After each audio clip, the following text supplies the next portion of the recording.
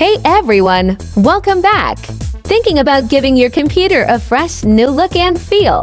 Upgrading from Windows 10 to Windows 11 is a fantastic way to do just that, and it's more straightforward than you might think. Before we dive into the steps, let's quickly cover what you'll need. Your PC needs to be running the latest version of Windows 10, have at least 64 GB of storage space, and support TPM 2.0 and Secure Boot. You can easily check your PC's compatibility using Microsoft's PC Health Check app. Once you've confirmed your system is ready, the upgrade process is usually handled automatically through Windows Update.